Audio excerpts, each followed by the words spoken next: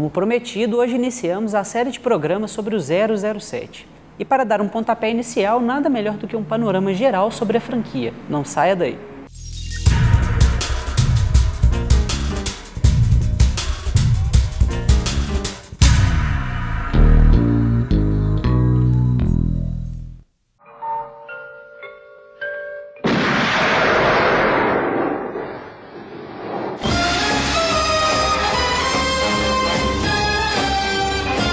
Baseado na obra homônima de Ian Fleming, vai ao ar em 1962 007 contra o satânico Dr. No, com Sean Connery no papel de James Bond, o agente secreto inglês com permissão para matar.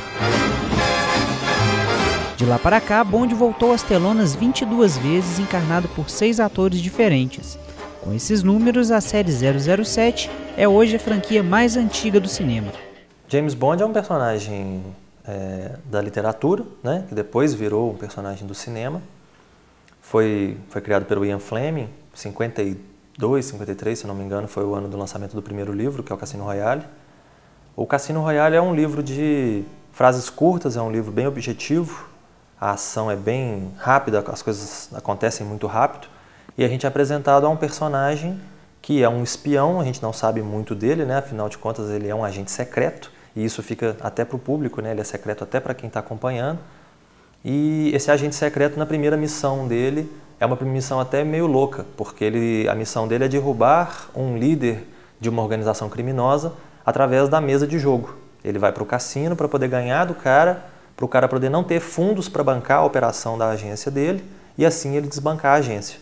Então essa é a primeira história. Essa primeira história, pelos direitos não terem sido adquiridos pela produtora oficial, acabou não sendo produzido até recentemente, né? Que foi o primeiro filme do Daniel Craig, que é o Cassino Royale. E a partir dessa história, o Ian Fleming começou a desenvolver melhor o personagem e criar mais aventuras para ele. Então a gente ficou conhecendo os traços básicos da personalidade do James Bond, que é o quê? Ele é um espião inglês, né? Isso faz muita diferença para ele, porque muita coisa da vida dele, do dia a dia dele, envolve, né, Londres, Inglaterra, o serviço secreto, o MI6, fica, né, em Londres.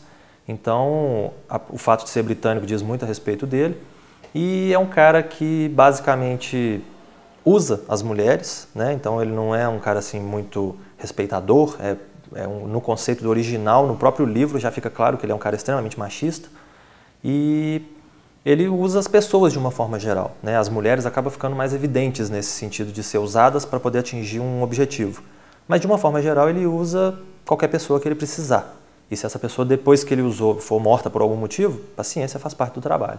Então nesse sentido também ele é um cara bem frio. Eu já vi muita gente classificando ele como um psicopata e não deixa de ser. E ele mesmo coloca no livro que ele passa a ser um agente 00, que é o agente que tem permissão para matar, porque ele faz o que outras pessoas não gostariam de fazer, ele tira o lixo, né? Então, a partir do momento que ele matou 2 pessoas numa determinada missão que ele estava envolvido, ele ganhou essa permissão 00. E isso cria, né, uma certa lenda, um certo mistério, né, em torno dele, um glamour, porque não é todo mundo, né? Não é à toa que ele é 007, então teoricamente tem outros 6 e pode ter havido aí algum depois. Mas são poucas pessoas no mundo que têm essa permissão do governo inglês para poder executar pessoas em missões. Então, é um sujeito cercado de mistério, cercado de glamour, cercado de violência, porque faz parte do trabalho dele, e ele não parece ter nenhum problema com isso.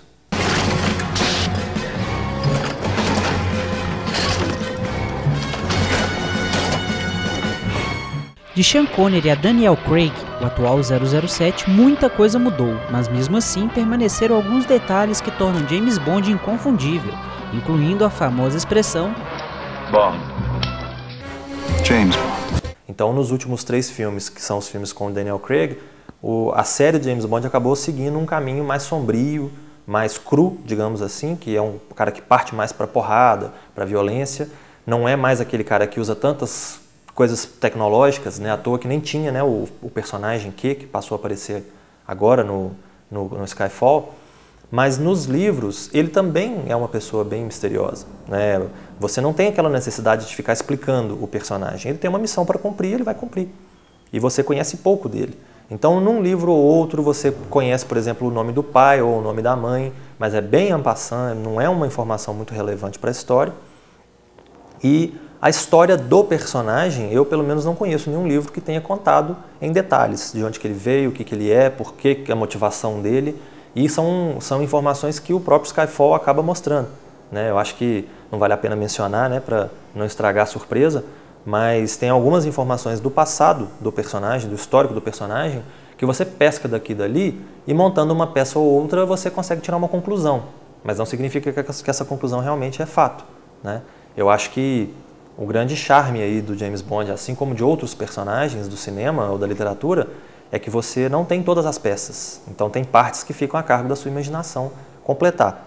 E com as poucas migalhas que são dadas sobre o personagem. Então no livro e no cinema isso é muito parecido, né? Você cria um pouquinho aqui, cria um pouquinho ali. Tem elementos do livro que às vezes não foram utilizados no cinema, tem elementos que foram criados para o cinema que não estão nos livros, mas de uma forma ou de outra você não tem uma peça pronta, você não tem um quadro pintado, você tem algumas informações que você junta e tira suas conclusões. O Para Todos vai para um rápido intervalo, não saia daí.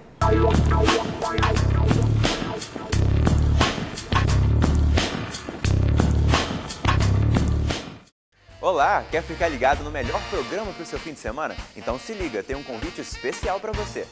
Olá, eu sou Camila Pitanga, quero convidar vocês a assistirem o programa Agenda da TV UFMG. Eu vou estar lá. O Agenda vai ao ar toda quinta na faixa das 7h30 da noite, aqui na TV UFMG.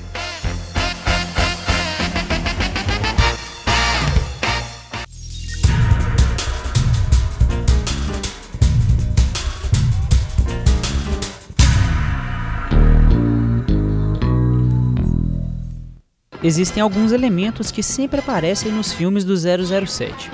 A cena em que ele vira e atira contra o espectador, os clipes de introdução e até a forma de contar a história. A série ela tem uma estrutura narrativa que é reiterada, né? Então ele sempre começa numa missão que está sendo terminada, aí você tem aquela abertura que já ficou estilizada, né? Já é uma característica da série que hoje em dia eles brincam com isso, com aqueles os temas que outra característica que marcou a série, né? E logo depois começa a nova missão. Ou seja, é uma estrutura que prevê que as novas gerações vão sempre conseguir acompanhar, mesmo que elas nunca tenham visto um filme do James Bond.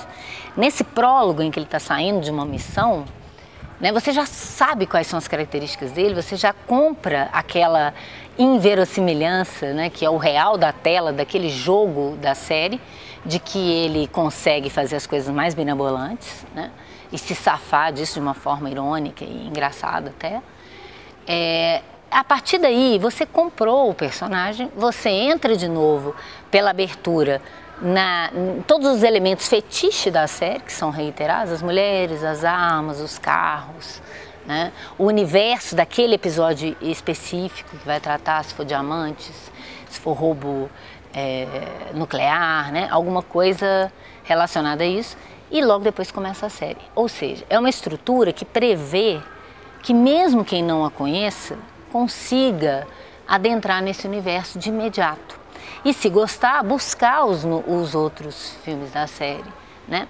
E é interessante porque é uma estrutura que acaba influenciando outras séries que foram inspiradas por 007. Se você pegar, por exemplo, Indiana Jones, do Spielberg, ele é uma citação a séries que tinha aí no cinema, das matinês, né, que eram interrompidos, um episódio é interrompido para dar continuidade na outra semana e as pessoas continuarem assistindo. Tinha esse espírito que o Spielberg queria resgatar, mas principalmente do 007. Ele é o herói daquele momento, nos anos 80, quando a indústria americana está se reestruturando. Eles pegaram como base, uma série de extremo sucesso até hoje, né? Se a gente pensar no tanto que já rendeu a série do 007, tanto é que o Indiana Jones do Spielberg começa no mesmo esquema, uma aventura, aí que já terminando para você conhecer esse personagem e logo depois ele começa uma nova aventura. E quem que curiosamente é o pai do Indiana Jones na última cruzada, que o Spielberg coloca parecendo uma brincadeira, uma homenagem? O Sean Connery, né? Ele é o pai daquela série, né? No sentido do que ele representa como James Bond, né? No imaginário das pessoas. Então é o sujeito que ensina para aquele novo herói, né, para as novas gerações, como se portar nos novos tempos. Isso é interessante porque é uma brincadeira metalinguística, intertextual, que o cinema sempre fez, né, e uma homenagem também a essa série.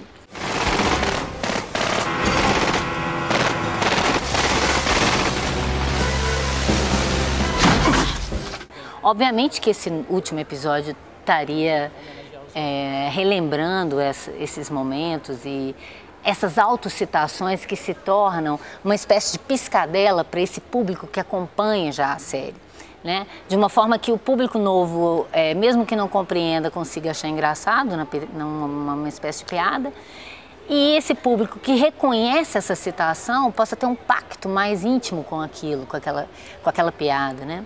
Ele tem até um prazer maior, digamos assim, do que o público que desconheça a origem da gag, né?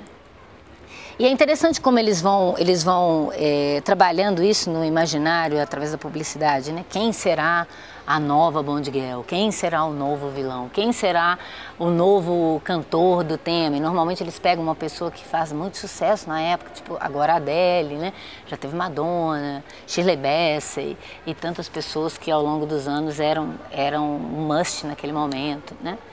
E isso vai se tornando um pouco leitmotivs da série, né? Que você sempre aguarda, né? Tanto é que grandes atores, o Javier Bardem agora ganhou o Oscar, grandes atores se interessam em fazer isso, além da grana que eles ganham possivelmente, porque é uma série que tem muito investimento internacional, mas e uma visualidade mundial, né? Às vezes as pessoas tem uma parcela do público que escolhe alguns filmes mais badalados para assistir, não assiste tudo quanto é tipo de filme, né? Então, é uma visibilidade para quem atua na série impressionante, embora tenha sempre um estigma, um pouco de Bond Girl, né? As Bond Girls acabam não acontecendo muita coisa com elas, com exceção das novas, né? Se você pegar a Halle Berry, que tinha ganhado o Oscar e vai ser uma Bond Girl também, e que exige um papel até mais atuante, mais dinâmico, ela é quase que uma agente secreto feminina como James Bond, né? Que usa inclusive do seu corpo também, da sua sensualidade como arma para conseguir o que quer, né? O que normalmente as Bond Girls sendo pro bem ou pro mal, porque nem sempre elas são mocinhas, às vezes elas são vilãs ou são umas vilãs injustiçadas, né? E que se redimem para ajudar o James Bond, né? Então, acaba sendo um atrativo também.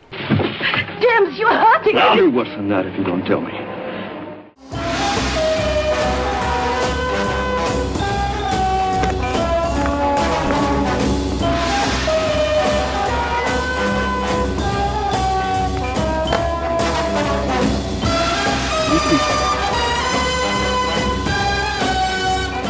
Por hoje é só. Na semana que vem nós voltamos com um programa sobre os atores que encarnaram James Bond nas telonas. E para críticas ou sugestões, visite a página da TV UFMG no Facebook. Até a próxima!